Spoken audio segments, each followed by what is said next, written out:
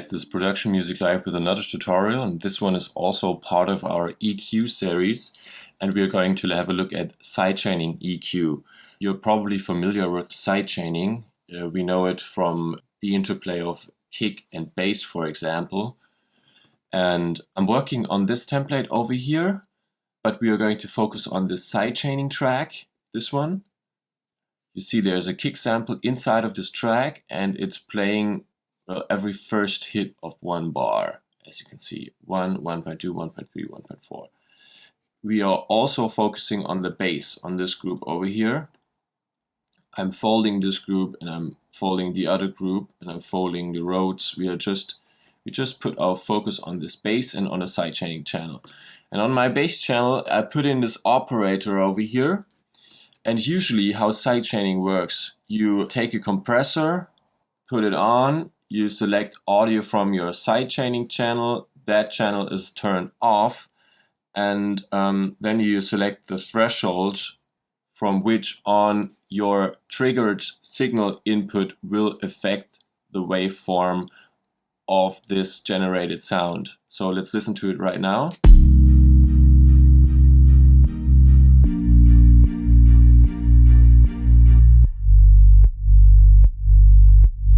So you hear the sound is ducking when this kick over here is hitting.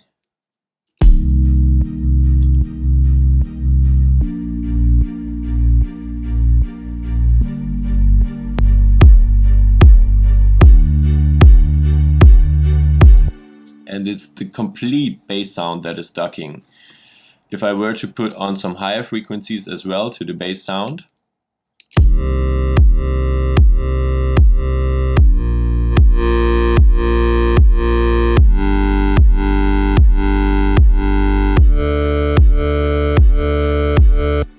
everything is ducking. So that's the usual sidechaining. And right now we are going to deactivate that, and we are going to send the signal from the sidechaining channel not to the master, but we are going to send it to our bass group. And over here we are going to use a dynamic EQ as sidechaining EQ. So what does that mean? I have this third-party plugin over here. It's the MAutoDynamicEQ from Melda Productions.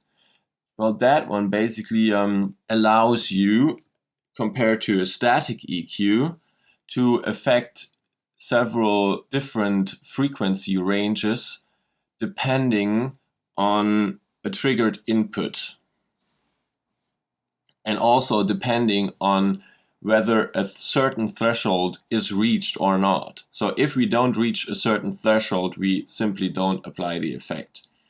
So that's a dynamic EQ compared to a static EQ, and you can control problem frequencies like that and combine the linear qualities of a static EQ with the non-linearity of a compressor, basically. So I would like to just have the bass frequencies ducking and the higher frequencies of that sound. So the ones up here.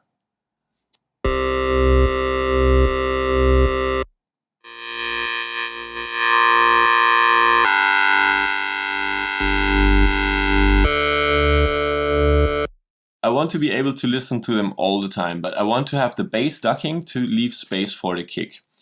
You already heard it, maybe. I already set up this dynamic EQ as sidechaining EQ, because if you take a node, this node for example over here, and I put it in the bass frequencies between 50, 100 and 200, there are several third-party plugins that can do that. For example, I think Ozone also is capable of doing that.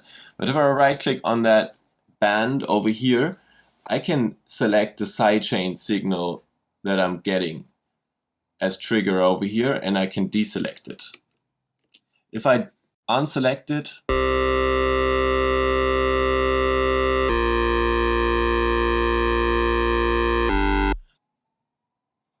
if I go back to this view,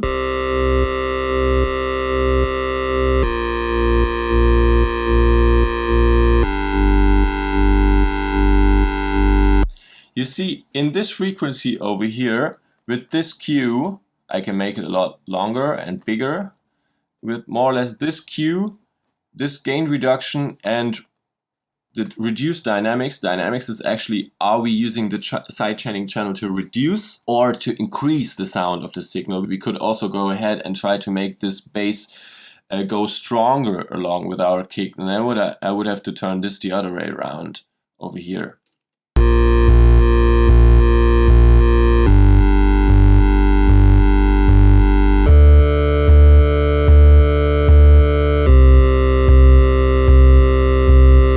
I'm looking for the opposite effect, so I'm turning it the other way around. And over here with attack and release, I can shape how long we are going to apply this sidechain. If I wanted to have short appearance,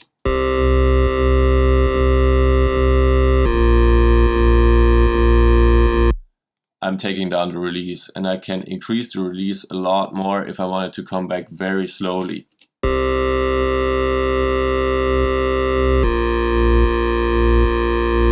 So I have a very late sidechain here.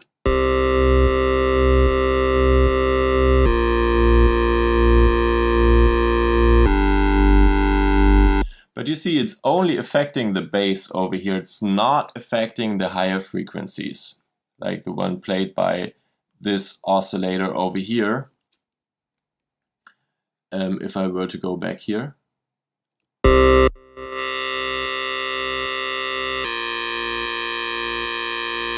You can see it very nicely in the analyzer over here. It's absolutely static, playing the sound over here while it's moving in the bass.